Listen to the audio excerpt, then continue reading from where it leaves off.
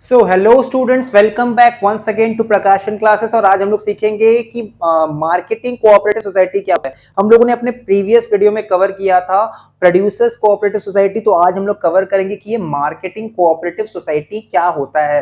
What is marketing cooperative society is all about. देखो, होता क्या है कि मार्केटिंग का मतलब क्या होता है। मार्केटिंग का मतलब होता है हर वो एक्टिविटी जो प्रोडक्ट के बनने के बाद उसके सेल से रिलेटेड है। ठीक है, एक बार ये पेन बन के रेडी हो गया, अब इसको बेचने के लिए जो एक्टिविटी करेंगे ना, वो मार्केटिंग से रिलेटेड एक्टिविटी। जैसे पेन का एडवर्टाइजमेंट करवाएंगे, पेन का एड करवाएंगे, कोई मार्केटिंग है, ये वेयरहाउस में काम पड़ा हुआ है, इसको मार्केट तक लेके जाएंगे, ट्रांसपोर्टेशन का खर्चा लगेगा, वो मेरा मार्केटिंग एक्टिविटी है। ठीक है, ये पेन हो सकता है कि मान लो कोई ऐसा प्रोडक्ट हम बना रहे हैं, जैसे वुलन गारमेंट्स, वुलन क्लॉथ्स हम बना रहे हैं, जो एक सीजनल प्रोडक्ट है, जो किसी एक पर्टिकुलर सीजन में बिकेगा। तो जब तक वो सीजन नहीं आएगा तब तक क्या होगा, उसको प्रॉपर जगह स्टोर करके रखना पड़ेगा। तो वेयर हाउसिंग का फैसिलिटी लगेगा। स्टोर करके रखना मतलब warehouse is a kind of godown जहां पे हम लोग फिनिश गुड्स रखते हैं। तो जब तक वो सीजन आएगा नहीं, सामान बिकने वाला सीजन नहीं आएगा, तब तक हमको वेयर हाउस का फैसिलिटी लगेगा। ठीक है, तो एडवर्टीजमेंट, ट्रांसपोर्टेशन, ठीक है, वेयर हाउसिंग, उसके बाद होता है पैकेजिंग। प्रोडक्ट को पैकेजिंग करना मतलब उसको सही तरह से पैक करना ताकि वो इजीली मार्केट तक जा सके और कस्टमर तक सेफली पहुंच सके। तो प्रॉपर पैकेजिंग का सर्विस हमको लगेगा।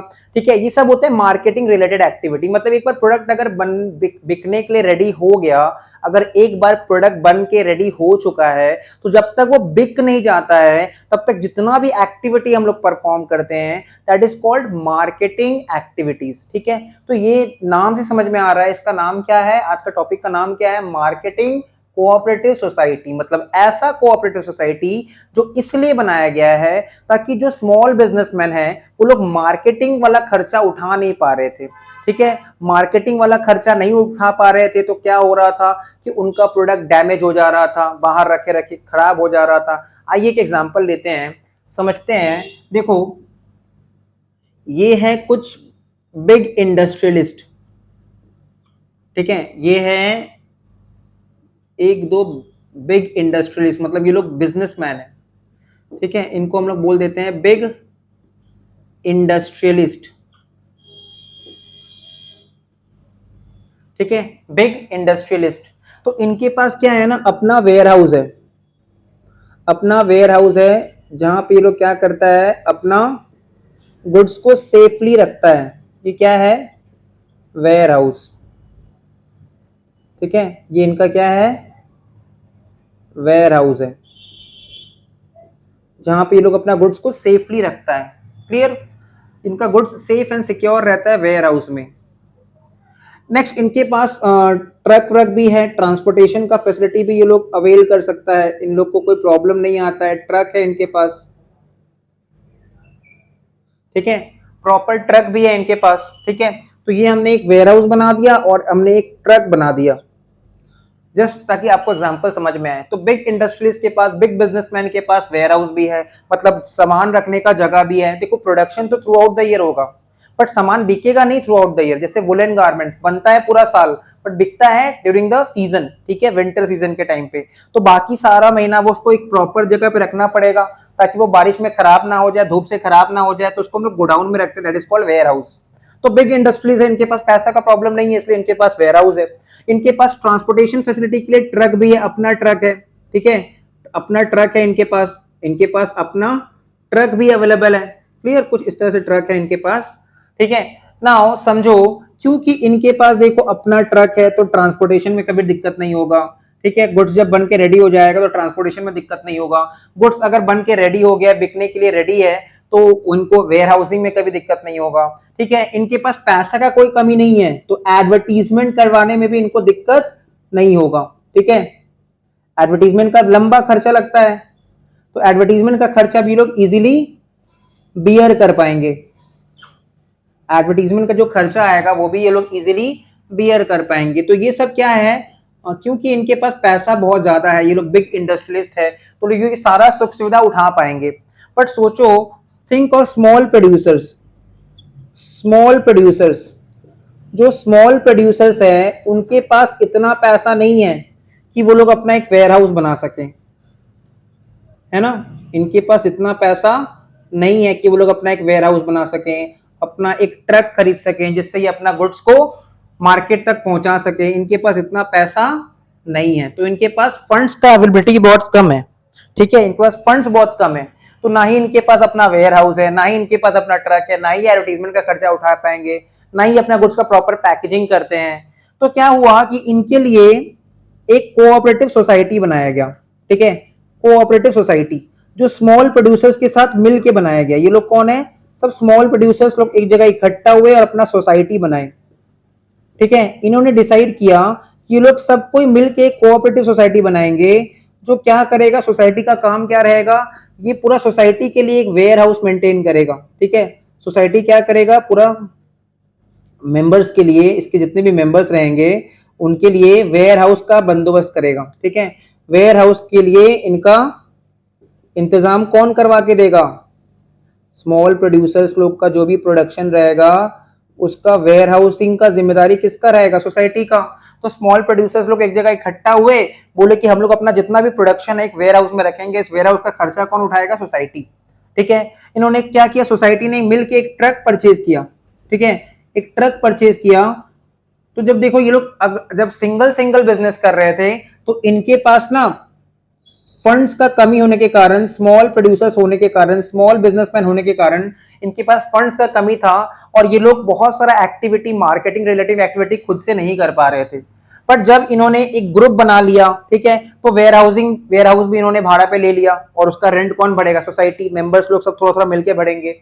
एक ट्रक भी इन्होंने खरीद लिया, सबको इसका खर्चा मिलके भरेगा। ठीक है, जो भी इसका पेट्रोल डीजल का खर्चा आएगा। हो सकता है आगे चल के लोग एडवर्टीजमेंट का खर्चा भी खुद से बियर करना स्टार्ट कर दें। सोसाइटी मिलके क्या करेगा, एडवर्टीजमेंट का भी खर्चा उठाना स्टार्ट कर देगा। ठीक है, सोसाइटी क्या करेगा, स्मॉल प्रोड्यूसर्स के लिए एडवर्टीजमेंट का खर्चा उठाना भी स्टार्ट कर देगा। ठीक है, तो इन दैट केस देखो क्या हो रहा है कि हमने क्या देखा, बिग इंडस्ट्रीज के पास पैसा का कमी नहीं था, इसलिए वो लोग अपना गुड्स को प्रॉपर अपना अपना वेयर हाउस में रख रहे थे। अपना उनके पास ट्रांसपोर्टेशन का फैसिलिटी था, तो गुड्स बनने के बाद उसको मार्केट तक भी पहुंचा रहे थे। एडवर्टीजमेंट का भी खर्चा वो लोग इंडिपेंडेंटली बियर कर पा रहे थे। बट स्मॉल प्रोड्यूसर्स लोग के पास इतना पैसा नहीं था कि उनके पास अपना पर्सनल गोडाउन रहे, वेयर हाउस रहे, ट्रक वो अपना खुद का खरीद सके, एडवर्टीजमेंट का खर्चा अपने दम पे उठा सके। इन्होंने क्या किया, स्मॉल प्रोड्यूसर्स ने मिलकर एक सोसाइटी बनाया, उसका नाम दे दिया मार्केटिंग कोऑपरेटिव सोसाइटी। अब इस सोसाइटी में जितने भी स्मॉल प्रोड्यूसर्स हैं, ये लोग मिलकर क्या किया, एक वेयर हाउस को भाड़ा पे ले लिया, रेंट पे ले लिया, और उसका रेंट कहां से भरेंगे? सोसाइटी में जितने भी मेंबर्स है वो लोग कंट्रीब्यूट करेंगे। ठीक है, कैपिटल से रेंट भरा जाएगा। ठीक है, ट्रक भी उन्होंने परचेज कर लिया। ठीक है, और इसका सोसाइटी इसका ओनर रहेगा। एडवर्टीजमेंट का खर्चा भी लोग मिलके उठा रहे हैं। तो मतलब बेसिकली प्रोडक्ट को बेचने से रिलेटेड जितना कॉमन खर्चा है वो सारा कॉमन खर्चा को स्मॉल प्रोड्यूसर्स के बिहाफ में, ठीक है, सोसाइटी उठा रहा है। और सोसाइटी क्या करेगा, जो भी प्रॉफिट्स रहेगा वो भी किसमें बांट देगा? सोसाइटी के मेंबर्स में ही बांट देगा। तो यही होता है मार्केटिंग कोऑपरेटिव सोसाइटी।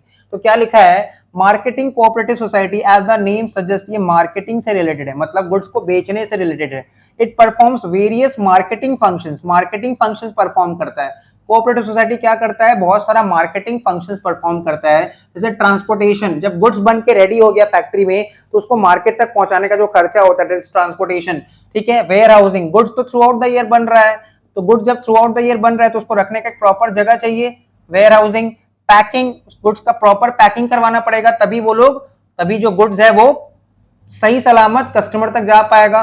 ग्रेडिंग, मतलब गुड्स को बहुत बार क्या होता है कि उसमें जितना भी इंप्योरिटीज है उसको हटाना पड़ता है और उसको प्यूरिफाई करके कस्टमर तक भेजा जाता है। ठीक है, मार्केटिंग रिसर्च, प्रोडक्ट को मार्केट में भेजने से पहले रिसर्च करके देखना पड़ेगा कि ये कोई साइड इफेक्ट तो नहीं है। सपोज हमने शैम्पू बनाया, ठीक है, और शैम्पू बना के हम लोग अगर मार्केट में छोड़ देंगे तो लोगों का बाल उड़ जाएगा। इससे पहले कि मार्केट में प्रोडक्ट जाए हम लोग खुद चेक करेंगे, खुद रिसर्च करेंगे। ठीक है, अपने किसी टीम मेंबर्स पे रिसर्च करके देखेंगे कि क्या वो प्रोडक्ट पब्लिक के लिए यूजफुल है, क्या उसका कोई साइड इफेक्ट तो नहीं। तो marketing research etcetera for the benefit of its members. तो ये सारा सुख सुविधा कौन प्रोवाइड करवा रहा है? स्मॉल प्रोड्यूसर्स को, मेंबर्स को कौन प्रोवाइड करवा रहा है? Marketing cooperative society. ठीक है, the production of different members, तो डिफरेंट मेंबर जो प्रोडक्शन प्रोड्यूस करेंगे, that is output, is pooled together, उसको एक जगह जमा किया जाएगा and sold by the society at a good price. तो प्रोड्यूसर्स लोग जितना भी प्रोडक्शन करेंगे उसको एक जगह जमा किया जाएगा और एक साथ उसको सोसाइटी बेचेगा और उसको अच्छा दाम में बेचेगा। ठीक है, बल्क में सेल करेगा। इट एलिमिनेट्स मिडिलमैन, इससे क्या होगा ना, मिडिलमैन एलिमिनेट हो जाएगा। देखो मिडिलमैन होता क्या है, मान लो ये है मैन्युफैक्चरर, ये है मैन्युफैक्चरर। मैन्युफैक्चरर ने गुड्स बेचा डिस्ट्रीब्यूटर को, ठीक है, डिस्ट्रीब्यूटर ने गुड्स आगे बेचा होलसेलर को, होलसेलर बेचता है रिटेलर को, और रिटेलर फाइनली बेचता है कंज्यूमर को। एम से मैन्युफैक्चरर, डी से डिस्ट्रीब्यूटर, डब्ल्यू से होलसेलर, आर से रिटेलर और सी से कंज्यूमर। अगर स्मॉल प्रोड्यूसर्स लोग ही मैन्युफैक्चरर्स है, मतलब स्मॉल मैन्युफैक्चरर्स है, और अगर वो लोग डायरेक्टली एक सोसाइटी बना के अपना प्रोडक्ट डायरेक्टली अगर कंज्यूमर को बेचेंगे तो कम दाम में बेच पाएंगे। कम दाम में बेच पाएंगे मतलब जो कंपटीशन में बाकी लोग जो सेम प्रोडक्ट बेच रहे हैं उनसे सस्ता में बेच पाएंगे, और जब सस्ता में बेचेंगे डायरेक्टली कंज्यूमर को बेच के तो हमारा प्रोडक्ट ज्यादा बिकेगा मार्केट में। जब हमारा प्रोडक्ट ज्यादा बिकेगा मार्केट में तो ज्यादा प्रॉफिट अर्न कर पाएंगे। जब ज्यादा प्रॉफिट अर्न कर पाएंगे तो बिजनेस का ग्रोथ भी ज्यादा होगा। तो अल्टीमेटली कंज्यूमर्स को फायदा ही फायदा, जो मार्केटिंग कोऑपरेटिव सोसाइटी है, तो सोसाइटी के मेंबर्स होंगे उनको फायदा ही फायदा है अगर वो लोग खुद सामान बना के डायरेक्टली कंज्यूमर को बेचते हैं, और बीच में ये जो मिडिल मैन है इनको गेम से आउट कर देते हैं, एलिमिनेट कर देते हैं।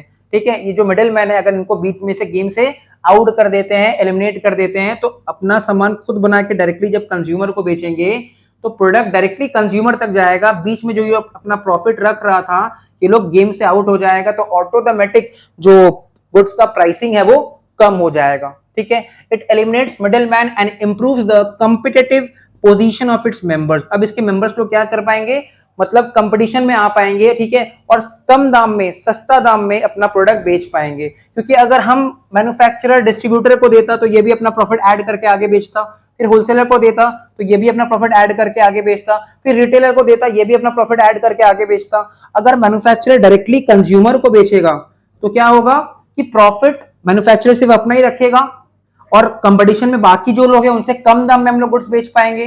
तो this was all about marketing cooperative society. Hopefully यहां तक सब कुछ समझ में आ गया होगा। मिलते हैं नेक्स्ट वीडियो में।